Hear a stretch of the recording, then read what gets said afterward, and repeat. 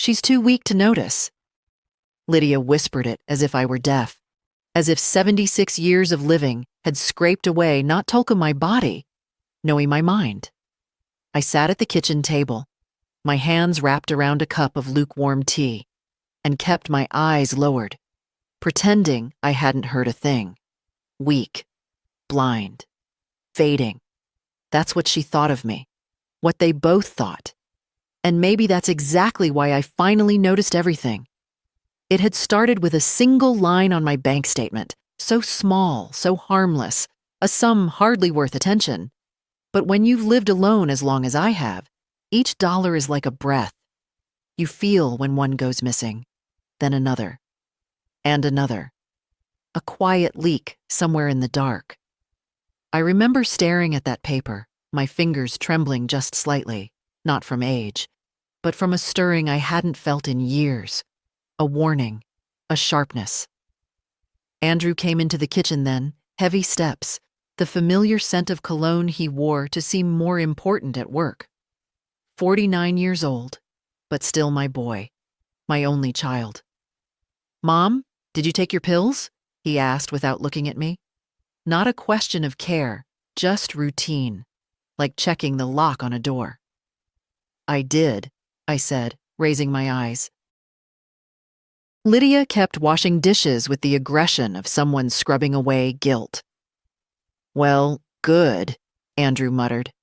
"Just let us handle things. Less for you to worry about." Less for me to know, he meant. I kept nodding, smiling slightly, the way older women do when they're expected to fade into the wallpaper. But inside, something old and stubborn began to stretch, to straighten its back. I'd been many things in my life: wife, mother, caregiver, bookkeeper, for my late husband's tiny repair shop. I'd counted coins when they mattered and paid bills when they didn't. Weak? No, just quiet. Quiet long enough for people to mistake the stillness for frailty. After lunch, they drove me home, my home, though Lydia always called it the little house, as if minimizing it could shrink me with it. As soon as the door closed behind them, the silence pressed close around me. My house smelled of lavender and old books, things Lydia said I should declutter. I stood in that silence, looking at my worn-down rug, at the sunlight lying across the floor, and felt something rising, slow but sure. I walked to my desk, opened the drawer, spread the last 3 months of statements across the wood. The numbers stared back at me like small confessions. Multiple withdrawals. Electronic transfers I'd never signed for.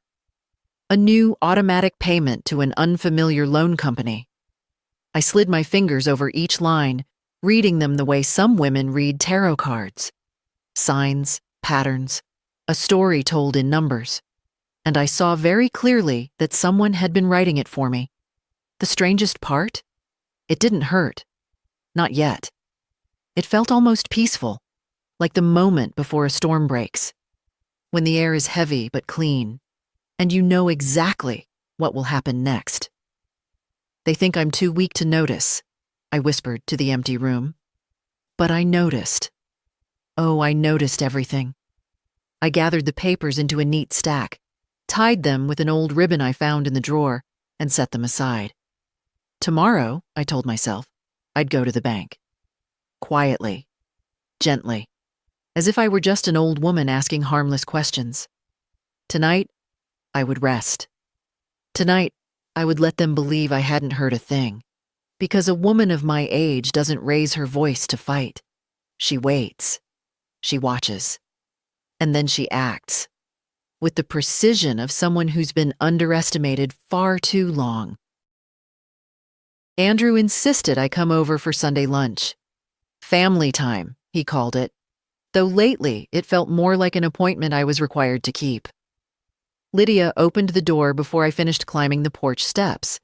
She gave me that smile she offered to strangers at the grocery store, wide, polite, empty.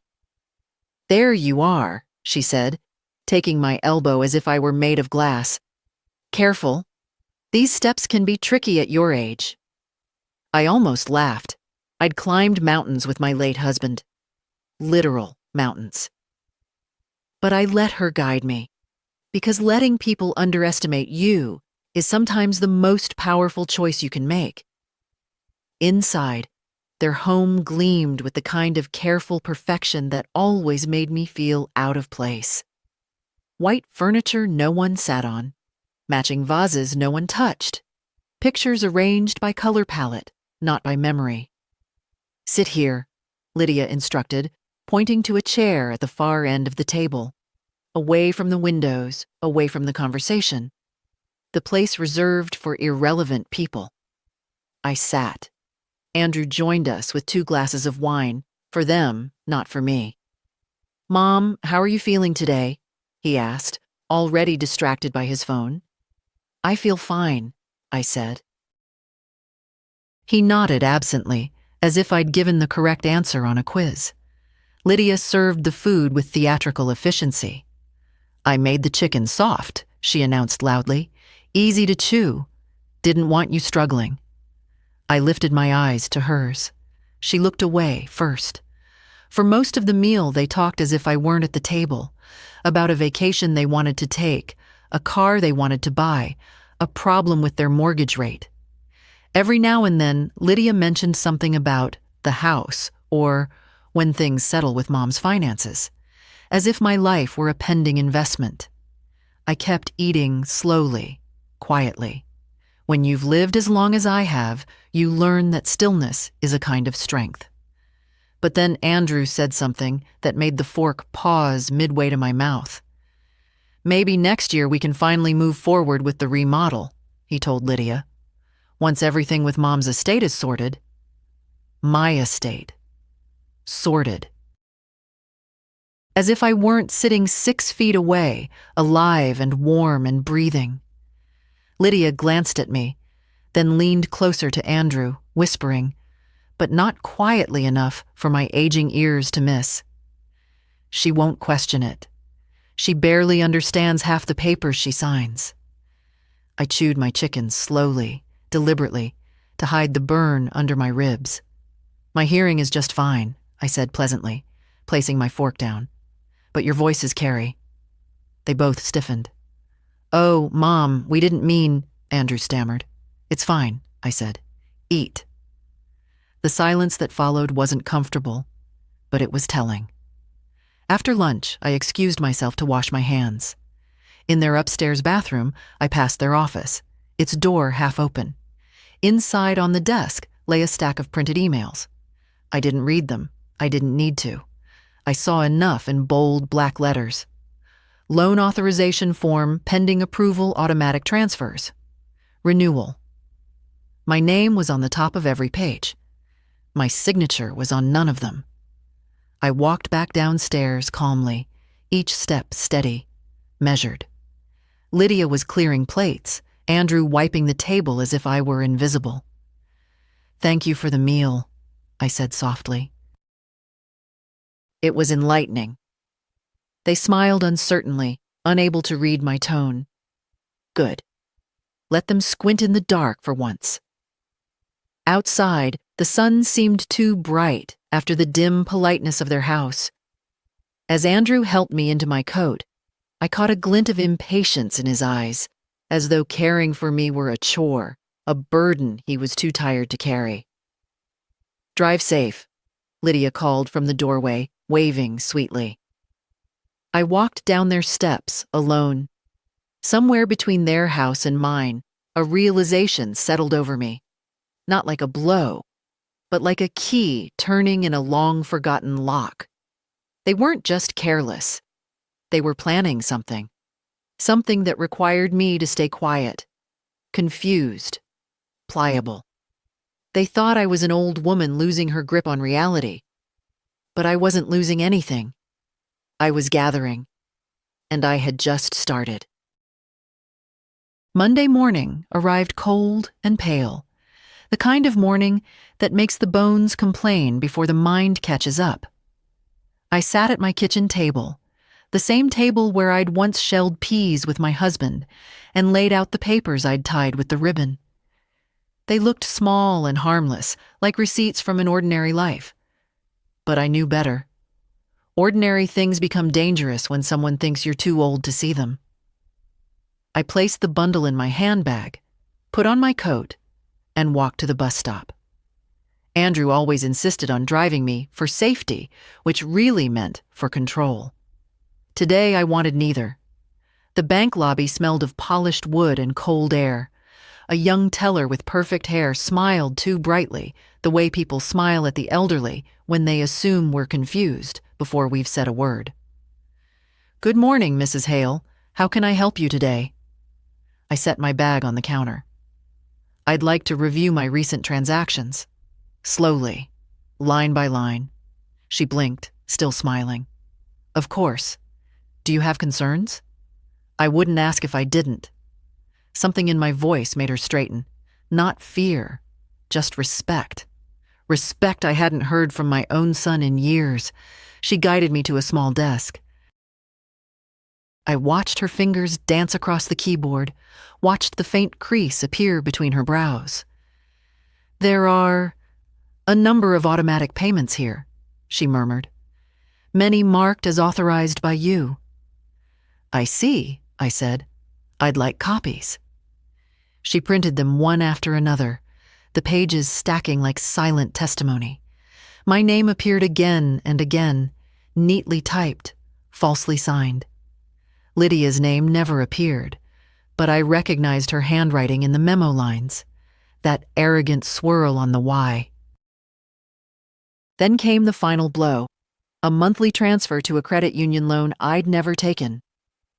"This loan," I asked softly, "when was it opened?" She clicked, scanned.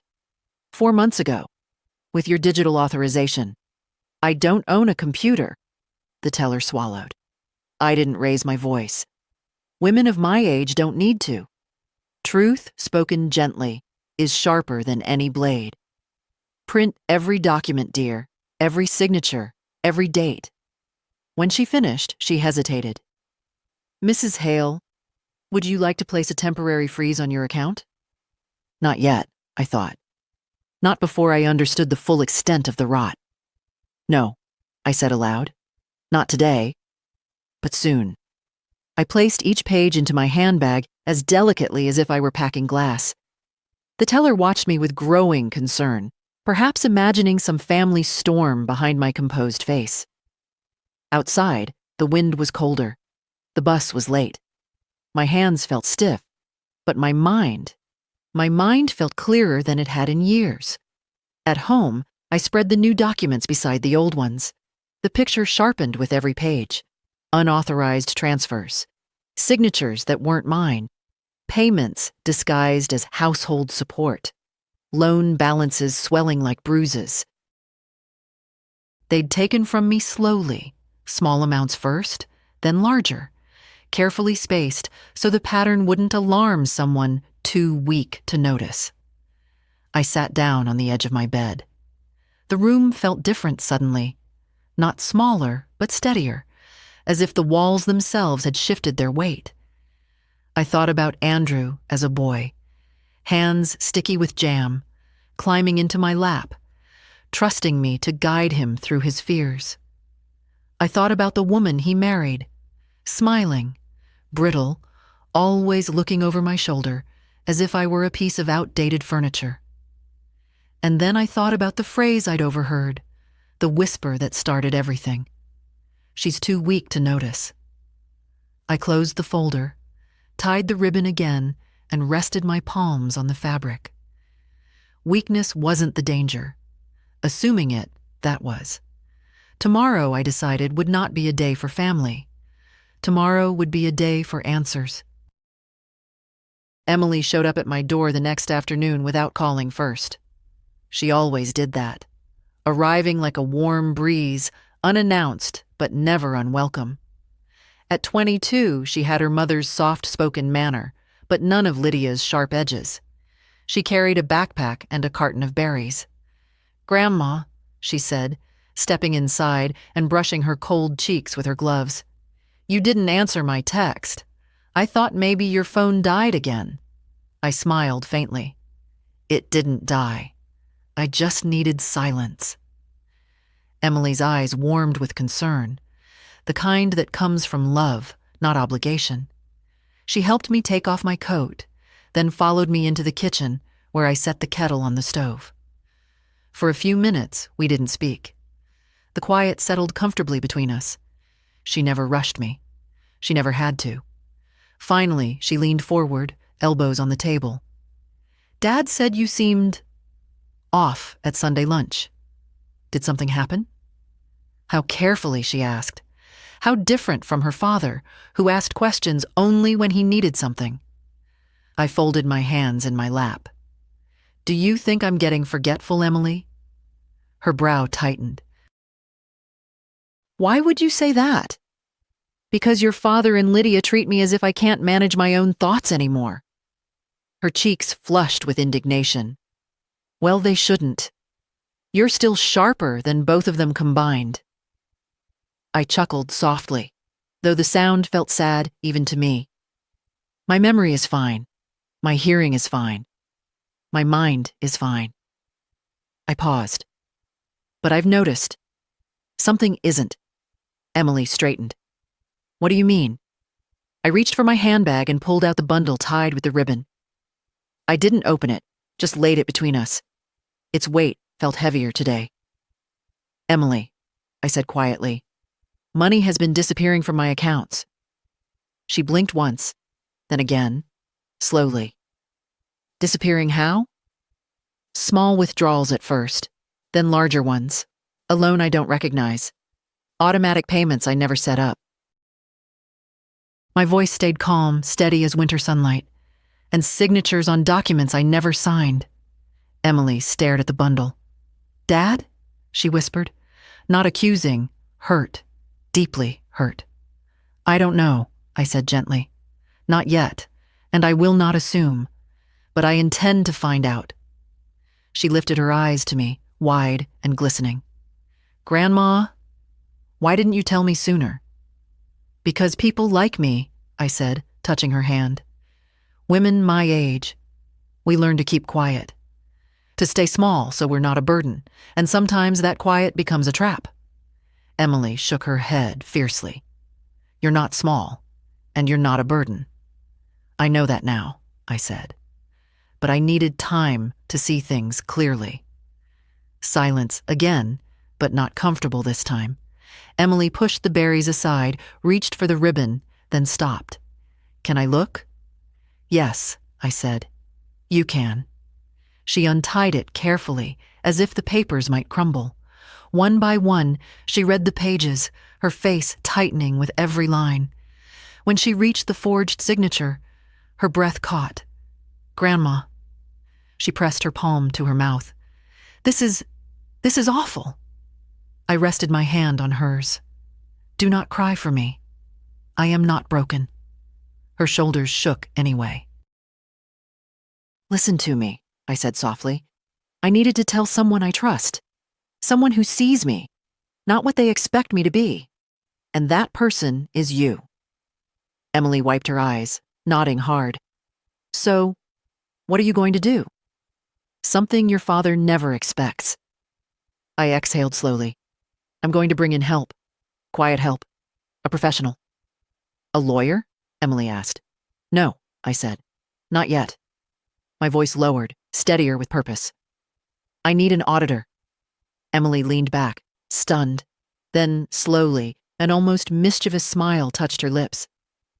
Oh, she breathed. They're not going to like that. No, I said. They won't. But I'm done being the woman they think I am. The kettle whistled, sharp and sudden, breaking the heavy quiet.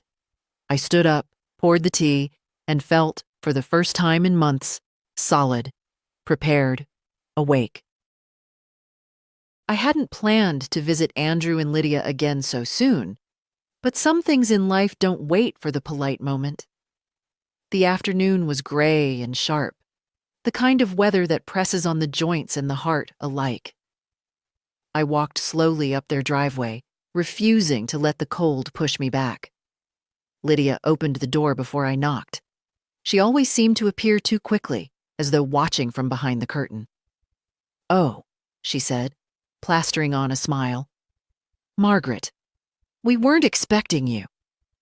"I know," I replied, stepping inside without waiting for her invitation. "I came for a brief visit." Andrew was in the living room, laptop open on the coffee table. He looked up, startled. "Mom? Is everything all right?" "Perfectly," I said, taking off my gloves one finger at a time. "I just wanted to see how you two were doing." Lydia blinked, slow, cautious, like someone preparing to defend territory.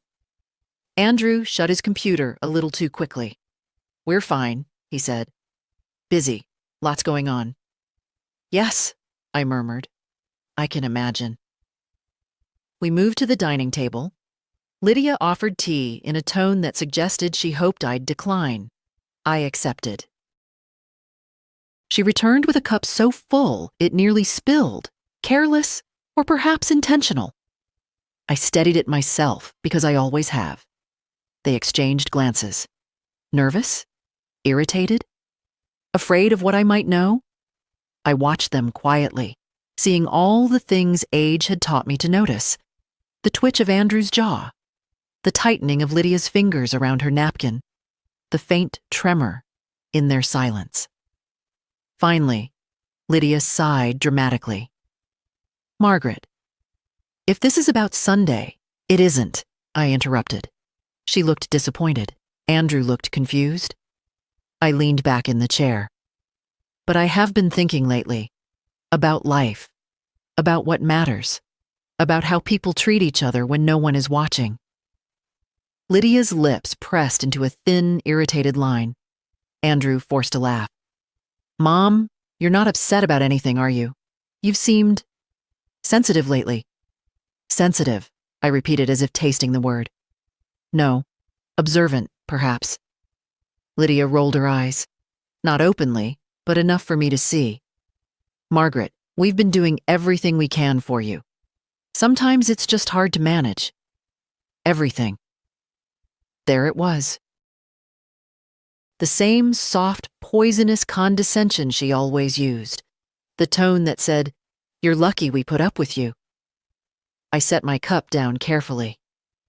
"You know," I said, "people often reveal themselves in small ways." Lydia crossed her arms. "Meaning?" "Meaning," I answered. "You said something the other day. Something about weakness." Her face stilled. Andrew's eyes flicked to hers. "I don't remember," Lydia said lightly. Too lightly. "I do," I replied. "I remember every word." She shifted back, trying to reclaim control. "Margaret, you're overthinking. You shouldn't take things so seriously. We're all under pressure. The mortgage, the loan, the—" Andrew cut in sharply. "Lydia!" A warning. And there. That single word. That tiny, panicked look. That was when I knew. I didn't merely suspect anymore. I knew. They had secrets. Secrets they feared I'd stumbled upon. Secrets heavy enough to make even Andrew pale. I folded my hands neatly. "I'm glad you're both doing well," I said softly. "Truly. You deserve a comfortable life." They relaxed, just slightly, mistaking kindness for surrender. But inside me, something tightened, something long sleeping, finally waking fully. I stood. "I won't keep you any longer." Andrew exhaled in relief. Lydia smiled as if she'd won something. At the door, I paused. "One more thing." They looked up. "You should know I value honesty. Especially now." Lydia laughed, brittle. "We're always honest with you." I nodded slowly. "Good. Let's hope it stays that way." Their expressions faltered, briefly, but enough. Outside, the cold bit at my face, but my steps felt steadier than they had in years. Behind their curtain, I saw Lydia move quickly toward Andrew, her voice sharp and low, though I couldn't hear the words. I didn't need to. Because the moment she whispered them, I saw Andrew's hand lift to his forehead, the gesture of a man who knows the quiet is over. The pretending is over. The old woman they dismissed is no longer harmless, and somewhere deep inside, a line had been crossed. Cleanly, quietly, irreversibly. Tomorrow, I decided, would not be about feelings. Tomorrow would be strategy. Arthur Wynne hadn't changed much in the last 20 years. His hair had thinned, his shoulders rounded, and he walked with a careful, deliberate step. But the sharpness in his eyes was the same. That sharpness was why I chose him. He greeted me in his small office with a warmth I hadn't felt from my own son in years. "Margaret Hale," he said, shaking my hand. "You look steady. People usually come to me when they're falling apart." "I did that already," I answered. "Now I'm reorganizing." Arthur gave a low, knowing chuckle and gestured for me to sit. The place smelled of old paper and something earthy. Cigars, probably, though he pretended he'd quit. "Well then," he said, leaning back in his chair, "tell me what brings you." I placed the ribbon-tied bundle on the desk. He reached for it, but I kept my hand on the top for a moment. A reflex, an instinct. My life had been brushed aside so easily lately that I needed this one slow second of control. "I think someone has been taking money from me," I said quietly. "Not obviously, not all at once, but enough that you'd notice if you knew how to look." Arthur nodded once. "And you know how to look?" "I used to," I said. "Before people decided I shouldn't anymore." He understood without needing details. That had always been his gift. I lifted my hand. He untied the ribbon carefully, almost ceremoniously, and began to examine the documents. His expression changed gradually. First a raised eyebrow, then a small frown, then a tightening around the mouth. When he reached the forged signature, he froze entirely. "Margaret," he said, voice low, "this is textbook financial exploitation." "I suspected," I murmured. "Suspected?" He tapped the stack sharply. "This isn't suspicion. These are unauthorized withdrawals, predatory loans, forged approvals, and manipulation of access. This is deliberate." I didn't flinch. I'd had enough time to become numb to betrayal. Arthur studied me for a moment. "Does your son know?" "No," I said. "Not yet." "And his wife?" A pause. Then I answered, "She knows something, or she knows everything." Arthur sighed, rubbing his forehead. "This is serious, Margaret. You can go to the police." "I'm not ready for police," I said. "I want clarity first. Control first. I want to see their faces when they realize I am not quite as fragile as they hoped." Arthur blinked, amused, impressed. "You're asking for an audit." "I am." "You're asking for me." "I am." "And what exactly do you want me to do?" I folded my hands in my lap. "I want you to come to dinner." His eyebrows shot up. "Dinner?" "Yes," I said calmly. "A family dinner. At my house. This Sunday. Nothing dramatic. Nothing loud. Just presents." "Presents?" "You will bring your briefcase. You will bring your questions. You will bring your professional eyes. And you will sit at my table, as if you were an old friend checking on an old woman." Arthur considered this, then nodded slowly. "And while we eat, I'll go through the documents with them." "Yes." "And ask for clarification." "Yes." "And watch them sweat." I smiled, small, steady. "Yes." He leaned back again, hands folded. "Margaret, you understand this won't be pleasant?" "Pleasant is overrated," I said. "I want honesty. I want responsibility. I want the truth spoken out loud, in front of me, not whispered behind my back." "And you don't want to fight?" "No. Fights are noisy. I want something quieter, something they can't call hysteria or confusion." Arthur's eyes softened. "You're doing this with dignity. I'm doing it with necessity." He gathered the papers again, aligning them with the precision only a man who lived inside details could manage. Then Sunday it is. I stood slowly. My joints complained, but I ignored them. I had ignored worse. At the door, Arthur stopped me with one more question. Margaret, when did you realize something was wrong? I looked at him, steady as stone. When someone assumes you're weak, I said, you notice every movement around you. And when someone assumes you're blind, you start to see more clearly than ever. Arthur nodded once, firm, respectful. I'll be there at 1. As I stepped outside into the cold afternoon, the wind cut through my coat, but my spine held straight. Sunday would be the beginning, and they had no idea. I woke before sunrise on Sunday, long before the house warmed, long before the birds began their thin winter singing. Age has its inconveniences, yes, but it also gives you mornings like this, quiet as breath, when the world hasn't yet decided what it wants from you. Today, it wanted truth, and I was ready. I moved slowly, not from weakness, but from intention. I washed my face, brushed my thinning silver hair, and pinned it the way my husband used to like, pulled back, neat, showing the line of my cheek. At 76, there is still dignity in a woman's appearance, and I wanted mine to speak before I said a word. The kitchen felt colder than usual, but the familiar motions warmed me, peeling carrots, cutting onions, trimming chicken the way my mother once taught me. My hands remembered even when the joints protested. I cooked not out of affection, no, that had worn thin, but because it was important the table looked like any other family meal. Normal, ordinary, harmless. Let them walk into comfort. Let them sit in it. Let the rug feel soft beneath their feet before it is pulled out from under them. Around 10, I set the table.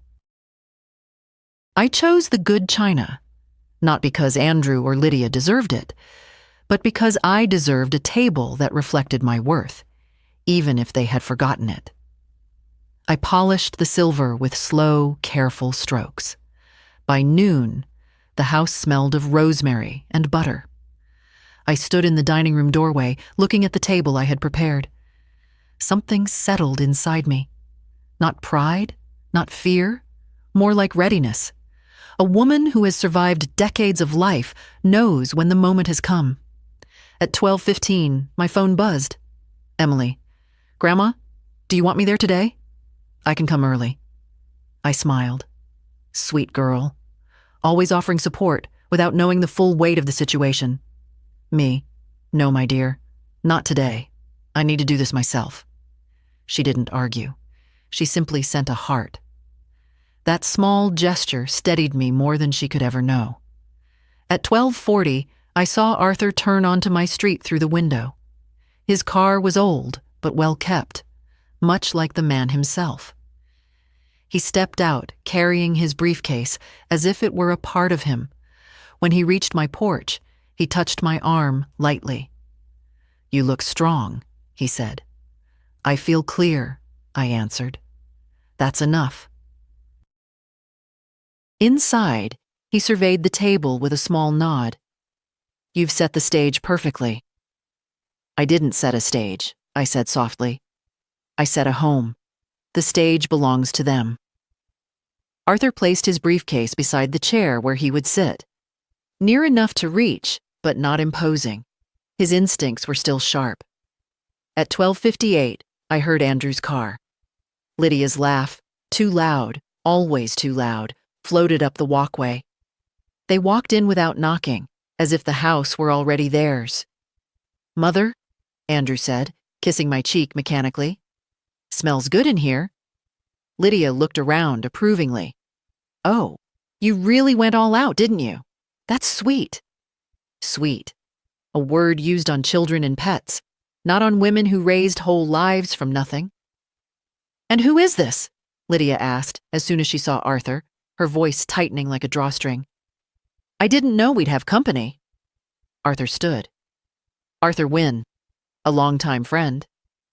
Her smile faltered at the edges. Ah, I see. Andrew shifted, uncomfortable. Mom, you could have told us someone else would be here. Oh, I said gently. I thought it would be a nice surprise. They exchanged looks, the kind people share when they think they're about to be inconvenienced. Good, I thought. Let them start the meal with exactly the amount of comfort they've earned. We all sat. The first few minutes were filled with small talk, forced and brittle. Lydia commented on my curtains. Andrew complained about traffic. Arthur listened without a single note of judgment, his hands folded calmly. When the food was served and the plates were full, Arthur cleared his throat. Margaret, he said warmly, did you want to show them those papers we discussed? Lydia's fork froze.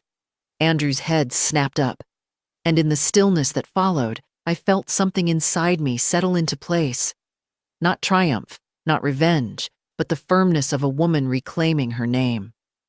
Yes, I said, my voice quiet but steady. I believe today is the right time.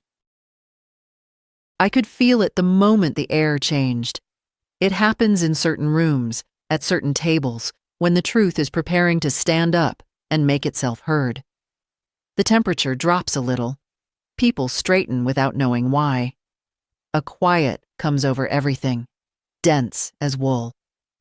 Andrew glanced at Lydia. Lydia glanced at Andrew. Arthur opened his briefcase with the slow confidence of a man who knew exactly what he was doing. I folded my napkin in my lap and let the moment breathe. Mom, Andrew said, trying for casual. What papers is he talking about? Oh, nothing complicated, I replied, gently nudging the plate of chicken toward him. Just a few things I wanted clarity on. I thought it best to discuss them together.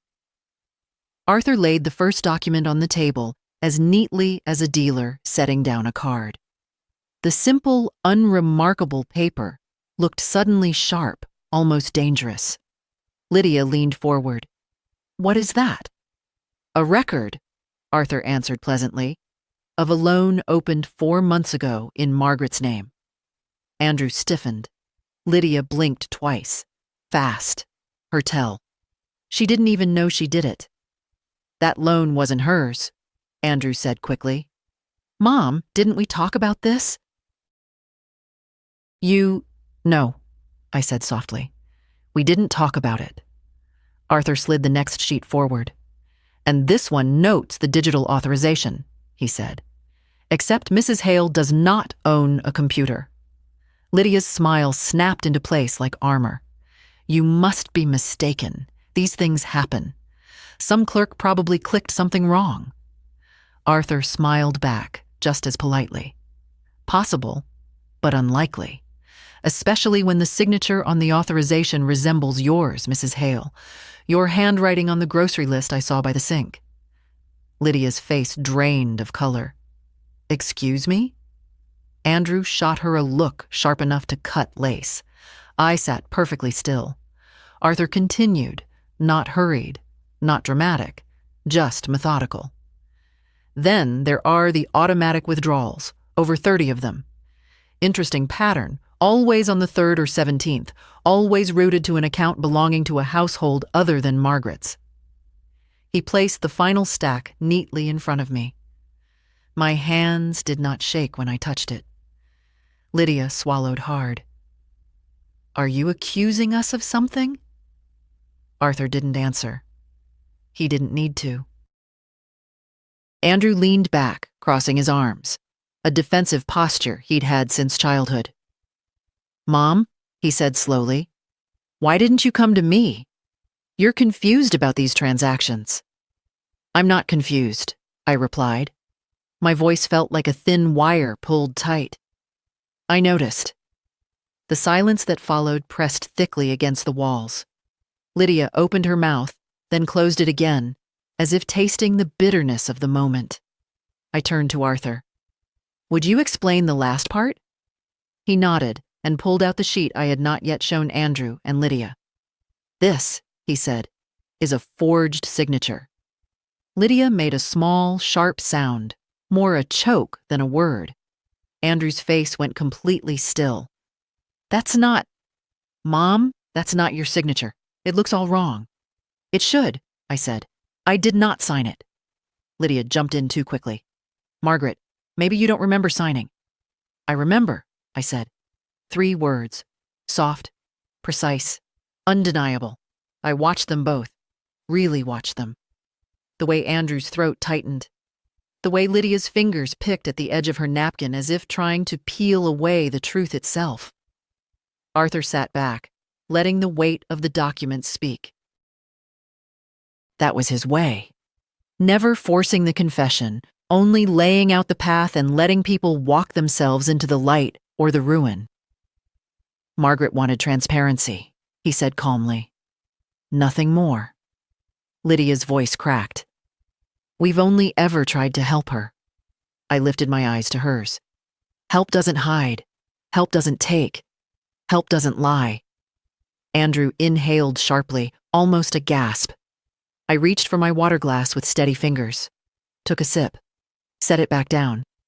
Then I said, in the same gentle voice I used on Andrew when he was a boy refusing to tell me the truth about a broken window, well, my loves, I think it's time we stop pretending. The room didn't breathe. Not Lydia. Not Andrew. Not even me. This was the moment they finally understood. I had come prepared. I had come aware. I had come awake. And I was not done. Arthur's presence at my table changed the entire shape of the room. I could feel it in the way Andrew shifted in his chair, shoulders drawn tight, jaw clenched, as if a man with a briefcase was more threatening than any raised voice could ever be. Lydia, on the other hand, grew strangely still. Stillness in her meant calculation. Arthur rested his folded hands on the table. I'm not here to accuse, he said gently. I'm here to clarify. Clarify. A soft word, but I saw Lydia flinch. Andrew cleared his throat. Mom, I think we should talk alone. This isn't appropriate. No, I said quietly. It is exactly appropriate. My tone stopped him the way a hand on a child's shoulder does. Not forceful, just final. Arthur opened another file. These withdrawals began 14 months ago, consistently, deliberately. He tapped the page, and the faint sound, paper against wood, felt like a drumbeat. Lydia leaned forward. Margaret, honey, if money went missing, you should have come to us first, not him. Why? I asked. Because you already knew where it went. Her face paled. Andrew snapped his gaze to her so fast the air seemed to crack. Lydia stuttered, then straightened, smoothing her blouse. We helped with grocery deliveries, with the gardener, with home maintenance. Maybe the bank logged something wrong. Arthur stayed calm, but the skin around his eyes tightened. The transfers were labeled household assistance for caregiver expenses, but Mrs. Hale has no caregiver. Andrew shifted again.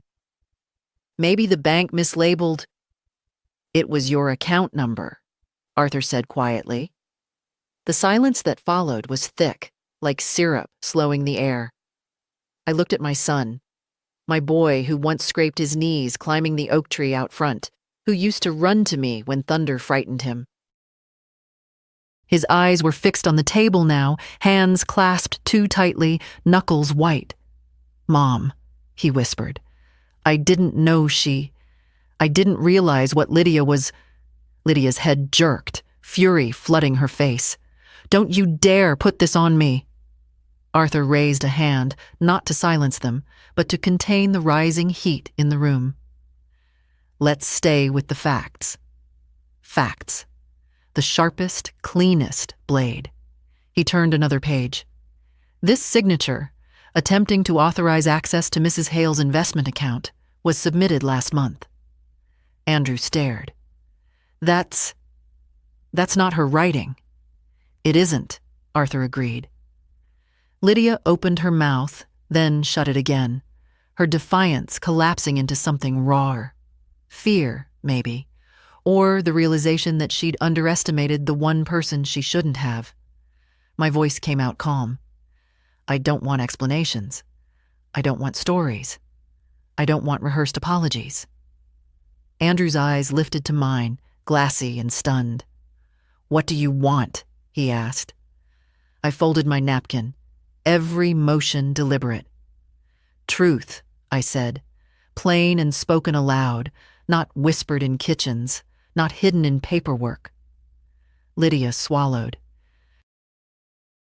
"Margaret, let's not turn this into a scene." I gave her a small, almost affectionate smile. "My dear, there is no scene, just illumination." Arthur closed the folder. The sound was soft but final. "Mrs. Hale has decisions to make," he said gently, "but not today, and not in a rush." Andrew looked between us, at me, at Arthur, at the documents. Something in his face crumbled, not from guilt alone, but from the sudden realization that the ground beneath him had shifted, and I had shifted it myself. Lydia pushed her chair back abruptly.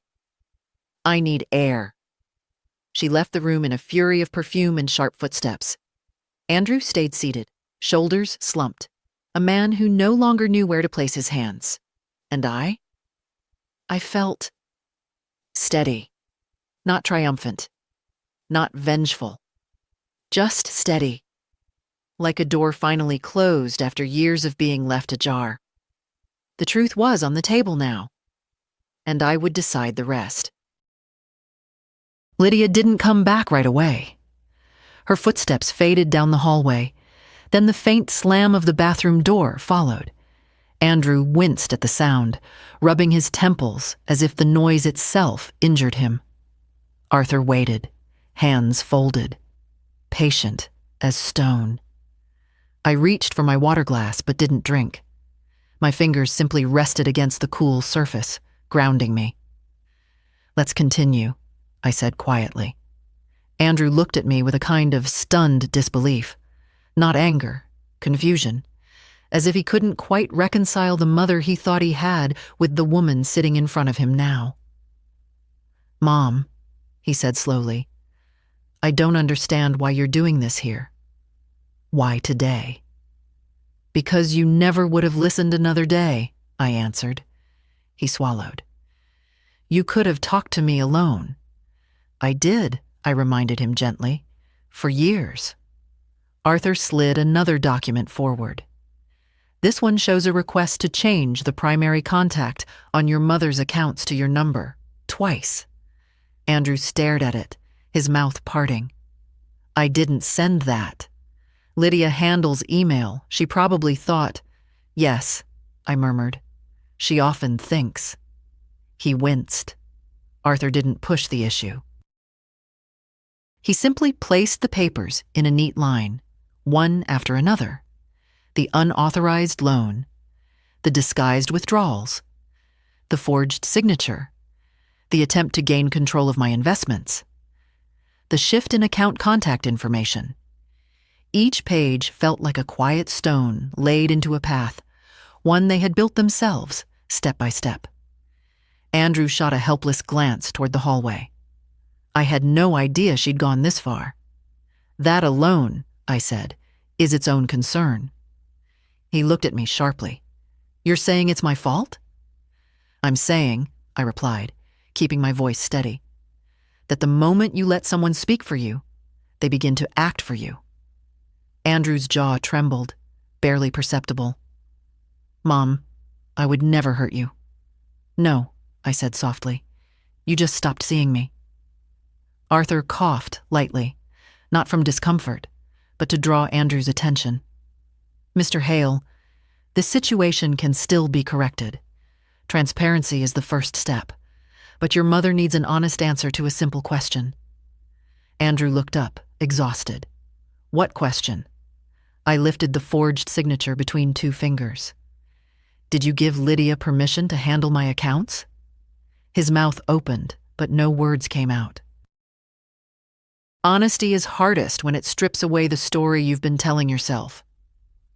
"I didn't think she was doing anything wrong," he said finally. "I thought she was Helping you. Helping us. She said you weren't keeping up with your finances anymore. Arthur raised an eyebrow. Did you verify that? No, Andrew whispered. And the loan in her name? Arthur asked. Andrew shook his head, face crumpling. She told me it was for home repairs. I nodded once. I see. He leaned forward, voice cracking. Mom, I swear, I didn't know. I didn't mean intent, I said, is not the same thing as attention. And you gave her all of yours, at the cost of mine. Before he could respond, Lydia returned, pale, chin lifted sharply, eyes red but defiant. She sat down as if bracing herself for impact. I'm done with this, she announced. You're making a spectacle out of nothing. Margaret, you know you get confused. This man is twisting things. Arthur leaned back, almost amused by her bravado. Mrs. Hale asked for clarity, and she's getting it.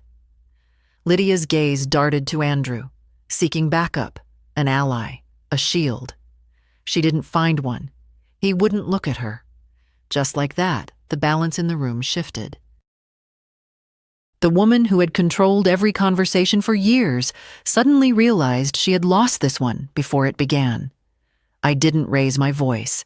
I didn't threaten.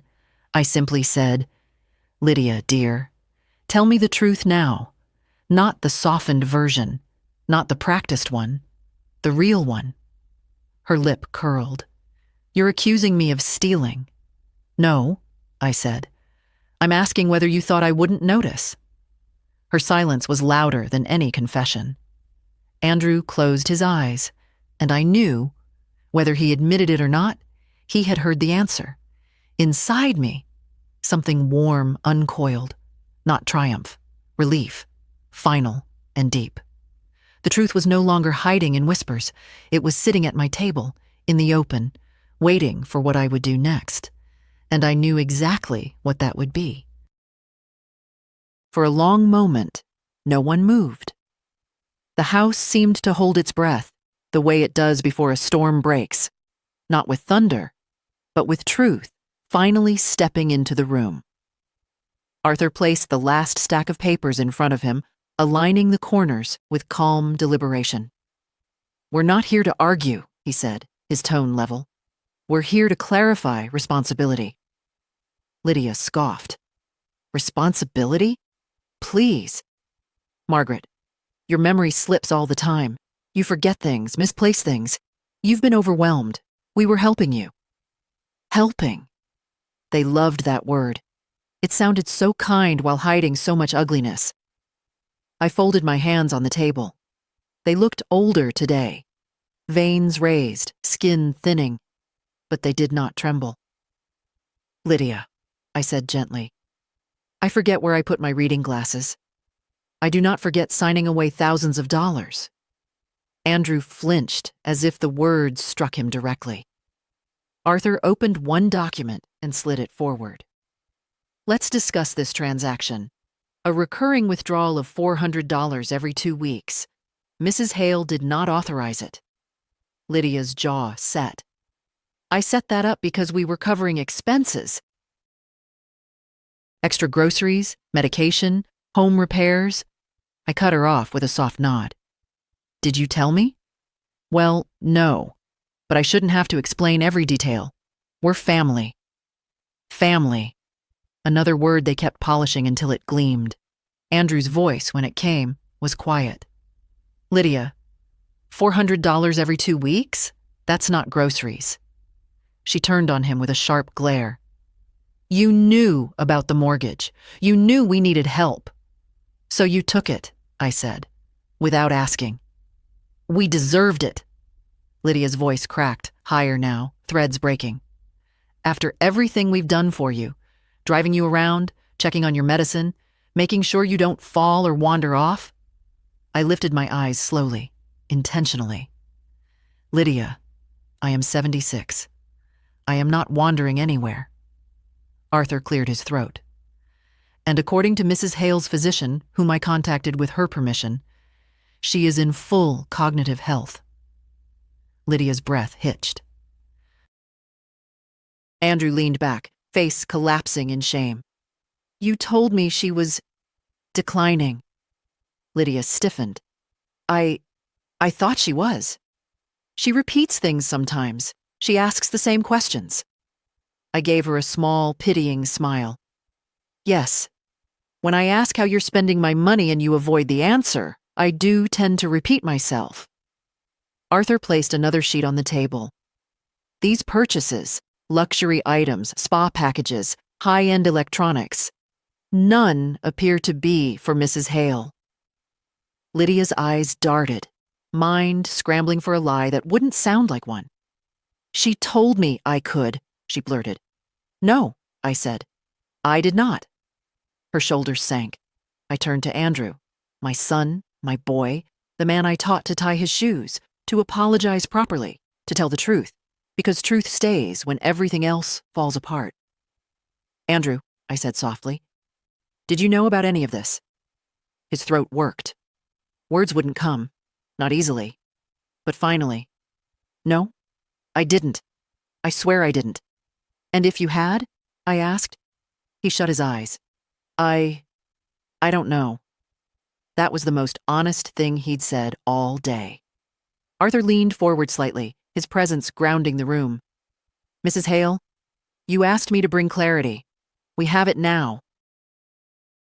The question is what you want to do with it. Lydia's eyes widened in panic. Margaret, you're not going to ruin our lives over this.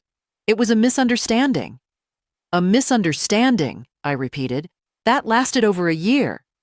We can fix it, she insisted, voice trembling. We'll pay it back. All of it. Every dollar. Just don't make this ugly. I sat back, breath slow, steady, deliberate. This isn't ugly, I said. Not yet. Andrew looked at me with something like dread. Mom, what happens now? My answer came quietly, without hesitation, as natural as drawing breath. Now, I said, I take back what is mine. And the room, our shared history, shifted. Finally, undeniably, toward me. Lydia was the first to speak again, though speak is too gentle a word for the sound that left her. It was thin, strained, like something pulled too tight. Margaret, please. You don't understand how much pressure we've been under. Pressure. They always had a word ready to soften whatever they'd done. I rested my palms on the table. Pressure doesn't give permission. Arthur didn't interrupt. He simply observed. He had a talent for letting silence work on people like a slow, steady tide. Andrew dropped his head into his hands. This is a disaster. Not a disaster, I corrected softly. A revelation. Lydia pushed her chair back and stood, too quickly, as if motion could change truth. Fine. I made mistakes. Everyone makes mistakes. You should have come to us, Margaret. You blindsided us. I raised my eyebrows just a little. Did I? Or did you blindside yourselves when you assumed I wouldn't notice? Her lips parted, then closed again. She had no answer that didn't confess everything. Arthur set his pen down with a small click. Mrs. Hale has shown considerable restraint. She asked for no confrontation, only understanding. Lydia scoffed again. Understanding? She brought an auditor to lunch. Auditors deal in facts, I said, not stories. Her face twisted. You're trying to humiliate us. No, I replied. Humiliation is loud. This is quiet. Quiet truth. Quiet consequences. Andrew finally lifted his face. His eyes were wet, not tears, but a sheen of shock and shame. Mom, I don't even know where to start. Start, I said gently, by listening, not defending. Listening. He nodded, defeated. Arthur opened one final folder. Mrs. Hale asked me to review her estate documents, her account access, and any authorizations tied to her home. Lydia's head snapped in my direction. Estate? Home? What are you planning? I am planning, I said, to protect myself. You don't need protection from us, Lydia insisted, but her voice broke on the last word. Arthur continued, undeterred. As it stands, Andrew is listed as a secondary contact and emergency decision-maker. Mrs. Hale has the right to change that at any time. Andrew froze. Mom, are you removing me? I met his eyes, steady, unblinking. I am removing your access, not my love, but your access. Lydia let out a sharp breath, more of a hiss than a sigh. You're going to turn Emily against us too, aren't you? She turned herself, I said quietly, by telling the truth when you would not. That hit its mark. Lydia sank back into her chair, as if something inside her had finally, irreversibly cracked. Andrew rubbed his forehead. Mom, I swear I never meant— I know, I said, but neglect is not innocence. The words hung between us. Heavy. True. Arthur folded his hands again. Mrs. Hale has already asked me to prepare documentation, account freezes, revoked authorizations, a full audit summary. Lydia went pale. You're destroying our family. No, I said softly. I am restoring myself. Her eyes filled, not with remorse, but with fear. The kind of fear that comes when consequences finally arrive wearing your own name. Andrew whispered, Mom, what do you want from us? I took a slow breath, letting the truth settle before speaking it aloud. I want honesty, I said. Not one more lie, not one more whisper behind my back. And after that, I want distance, enough distance for me to breathe. Lydia reached for Andrew's arm. He didn't move toward her. Not this time. Arthur closed his briefcase with quiet finality. The next steps will be simple, he said. Yes. For the first time in a long time, the next steps were mine. Arthur's briefcase clicked shut with a sound that felt strangely like a door closing behind everything I had tolerated for far too long. Andrew sat motionless, shoulders rounded not from anger, but from the sudden collapse of the story he'd been telling himself for years, that he was the protector, the responsible one, the son who always meant well. Lydia looked smaller too, though not humbled. No.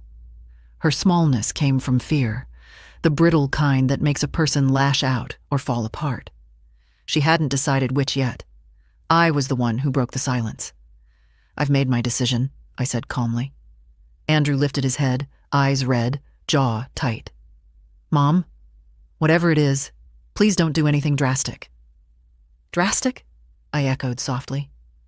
No, drastic would have been pretending I didn't see what you both were doing. Lydia's mouth twisted. We didn't do anything. Enough, I said quietly.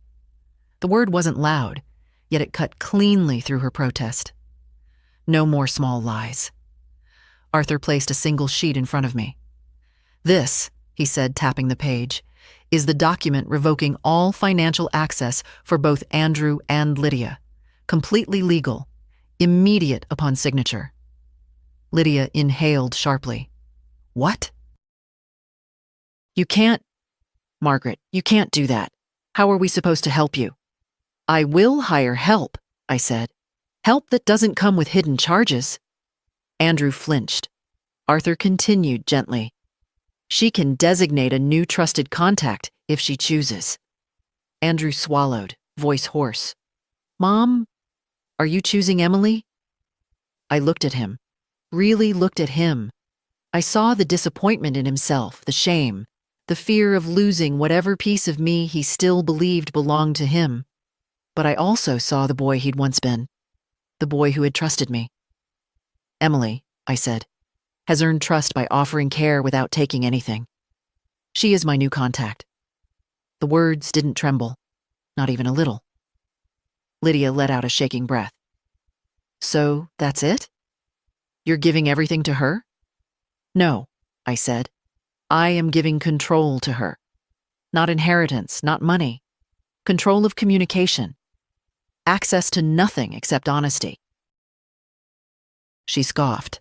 And what about us? What are we supposed to be? You, I said softly, are adults. You will manage on your own. Andrew pressed his palms together. Mom, please, I can fix this. Can you? I asked. Or can you only regret being caught? His face cracked. Pain, guilt, something sincere finally surfacing. But sincerity is not the same as responsibility. I waited for Arthur to speak again. Mrs. Hale, he said, this second document allows you to establish a protected account. Only you and the person you designate can access it. And that person, Lydia snapped, is Emily. That person, Arthur corrected, is whoever Mrs. Hale chooses. I took the pen. My fingers curled around it with a steadiness that surprised even me. Lydia leaned forward as if she could stop me by sheer force of will. Margaret, she whispered sharply, think about the consequences. I am, I said. For the first time in a long time, I am thinking only of the consequences. The pen touched the paper. The stroke was slow, deliberate. My name, my real name, not the one they had scribbled on stolen documents, took its rightful place. When I finished, I set the pen down. Andrew exhaled shakily. So, what happens now? I looked at both of them, my voice steady as stone. Now, I said, the distance begins. Lydia's eyes filled, not with remorse, but with indignation, the twisted belief that she had been wronged. Andrew closed his eyes as if bracing himself for a world in which he no longer had access to my life, my money, my quiet compliance. Arthur gathered the documents. Mrs. Hale, he said softly, you've taken the correct steps. You've protected yourself. Yes, I murmured, and now I will protect my peace. For the first time since they arrived, I stood. My knees protested, but I did not waver. Lydia and Andrew watched me as if seeing a stranger. No, not a stranger. A woman they had underestimated for far too long. I walked to the doorway, my voice calm but absolute. You may stay for dessert, I said, but you may not stay for discussion. The conversation is over. It was the first boundary I had drawn in years, and it held. They didn't stay for dessert. I wasn't surprised. Lydia was the first to rise, her chair scraping sharply against the floor, a graceless, indignant sound that told me more about her than any apology ever could. She didn't look back as she left the dining room, heels striking the hardwood like accusations. Andrew followed more slowly, as if his body were resisting a direction his mind had already accepted. At the doorway, he paused. Mom? His voice was soft, unfamiliar. I didn't know how far things had gone. I should have paid more attention. You should have listened, I said gently. Listening is the first form of love. He winced, just slightly, but he didn't argue. Maybe for the first time in our lives, he understood he had nothing left to defend. He nodded once, almost a bow, and stepped outside.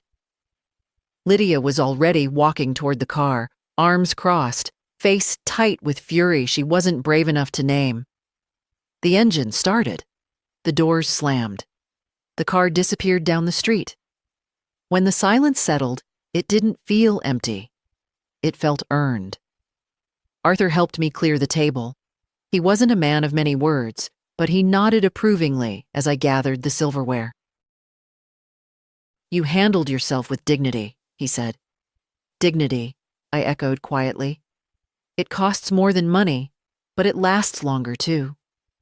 He smiled at that. Soft? Tired?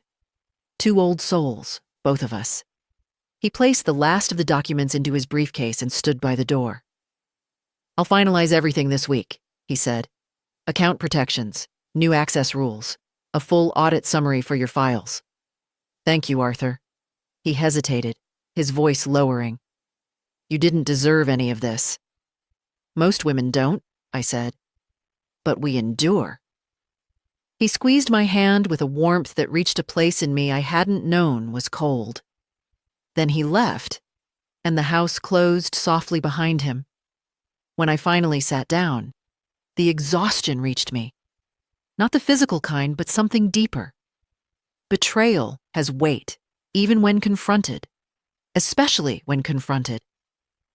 I rested my palms on the table where the papers had been laid, where lies had surfaced into truth. My hands shook, not from weakness, but from the release of holding myself so still for so long. A few minutes later, my phone buzzed. Emily. Grandma, is everything okay? Did the lunch go all right? All right. Such a small word for such a heavy day. I typed slowly. Me. It went as it needed to. Almost immediately, she responded. Emily. I'm coming over. I don't want you alone tonight. A part of me wanted to tell her not to let her continue her life untouched by the weight of mine. But another part, something older, softer, knew I needed her presence more than I wanted to admit. She arrived within 20 minutes, cheeks flushed from the cold. The moment she stepped inside, the house warmed, as if acknowledging her as something good. She wrapped her arms around me, not gently, but firmly. The embrace of someone who knew I wasn't fragile, even though I was human.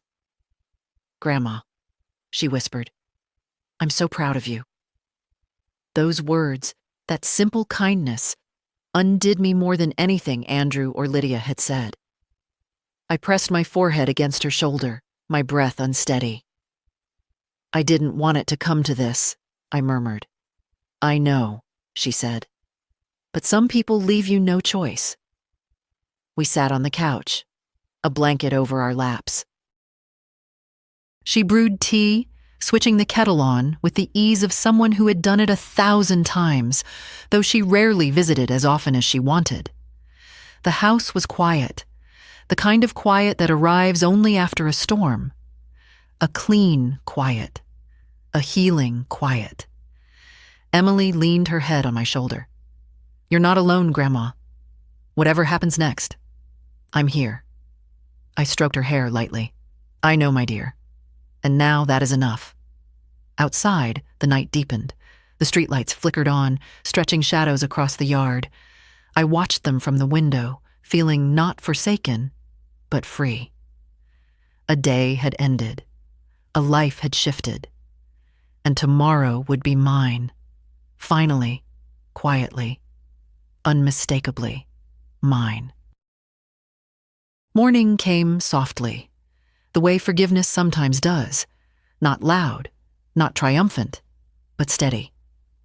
I woke to the muted light slipping through my curtains, a pale gold that made the room look almost new.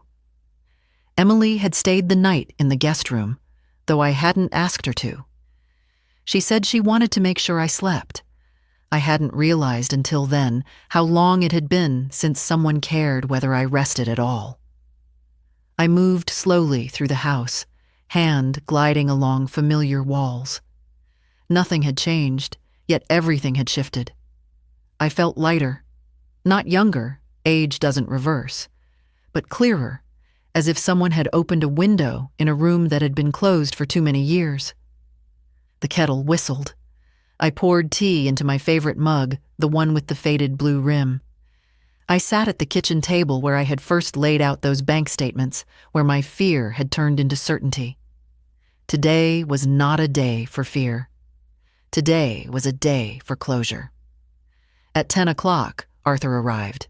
He brought a folder, thin, neat, final. He placed it on the table with the same respect he had shown me from the start. It's done, he said gently. Your accounts are frozen to all external access. The protected account is active, the revocations have been filed, and Emily is now your designated contact. I nodded, not with excitement, but with quiet gratitude. Thank you, Arthur. He hesitated. If there's anything else... There isn't, I said. Now I simply move on. He smiled in that small, warm way he had. Most people don't handle things with this kind of grace. Grace, I murmured, is just the courage to stay still while the truth settles. When he left, Emily came into the kitchen, still in her pajamas, hair tousled from sleep. She poured herself a cup of tea and sat across from me like she'd been doing it all her life. "Are you okay?" she asked. "Yes," I said. "For the first time in a very long time. Yes." She reached across the table, taking my hand. "They'll reach out eventually. Dad will, at least." "If he does," I said, "I'll listen. But I won't let them cross the line again. Some doors need to stay closed until knocking becomes sincere." Emily nodded thoughtfully. "Do you want to see them today?" "No," I said, "not today." Outside, the wind stirred the last leaves on the maple tree. I watched their soft trembling, and for a moment I felt my own reflection in them. Not fragile, but finished with a season. I spent the afternoon at the bank, signing papers slowly, carefully. The clerks were kind, attentive in a way they hadn't been before, as though they saw me differently now. Or perhaps I simply stood differently, straighter, more certain of the space I occupied. By the time I returned home, the sun was sinking. Emily had cleaned the kitchen, folded blankets, lit a small candle on the mantel. The house felt warm again, mine again.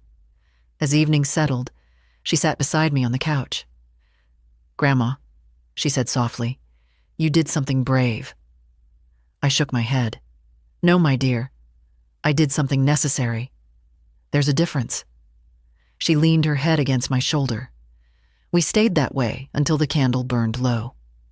When she left, the house grew quiet, but not lonely. Quiet like a page turned. Quiet like the breath between chapters.